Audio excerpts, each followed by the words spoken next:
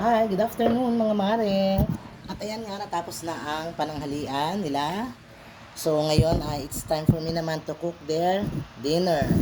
Ayan. At napakaswerte ng mga tao na to, ng mga tauhan ng amo ko. Kasi hindi nila tinitipid sa pagkain ng kanilang mga tauhan. Alam niyo ba kung ano ngayon ang kanilang magiging ulam? Ayan, beef steak. 3 kilong beef steak. So, yun ang nakakatuwa. Sabi ko sa kanila, swerte nyo kasi hindi kayo tinitipid ng amo nyo sa pagkain. Dahil kung iba-iba lang yan, siguro laging gulay, isda. Pero dito, kung ano yung i-request din ng mga tindera, ng mga tao, yun ang niluluto ko. Yung sasabihin nila, ate, kaldereta naman tayo. Ate, hipon naman tayo, sinigang na hipon. So, kung ano yung sabihin nila, yun ang niluluto ko. Ayan, at habang ako nga nagchat-chat dito mga mare, so konting kwento lang, ako talaga yung natuwa kanina dun sa kaibigan ko.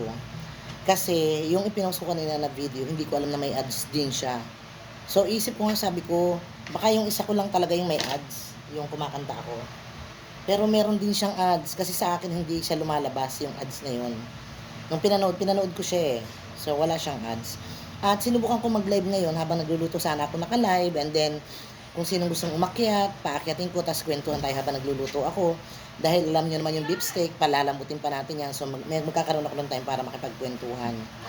Kaya lang, mahina yung signal ko dito sa loob dahil nandito ako sa loob sa kusina. So ayan, nakapaghiwa na ako mga mare ng beef. Kasi yung beef ay nakatapa lang. So malalapad pa siya. So iniwahiwa ko siya ng medyo maliliit. At matagal ito bago matapos kasi 3 kilo to. So habang naghihiwa ako ay ipapray na natin.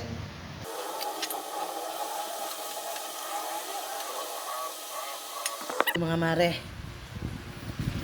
medyo tumadaan tayo ngayon sa kasi 3 kilo pa naman.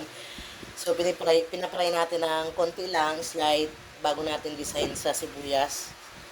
At ayan, nakapagayat na rin ako ng mga sibuyas. Puti, napakarami kasi mas masarap talaga sa beef steak yung maraming sibuyas. At ito pa yung aking ipafry. Ayan. So medyo natatagalan ako rito dahil 3 kilo to, tapos ipafry pa. Ay maliit yung kawali ko. So hindi ko ba siya ma-fry ng isang salangan.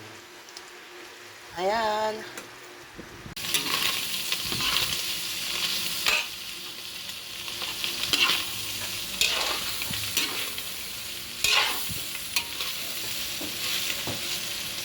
Eto mga mare, at maluluto na nga. Malapit ko nang hanguin ang aking niluluto na beef steak dahil gutom na yung mga tao. So patutuyo-tuyuin ko pa sana, kaya lang dahil gutom na yung mga tao at gusto nila ay may sabaw-sabaw, so hayaan na lang natin na ganito yung sabaw niya. So yun lang mga mare, at thank you for watching at good night sa inyong lahat. Bye!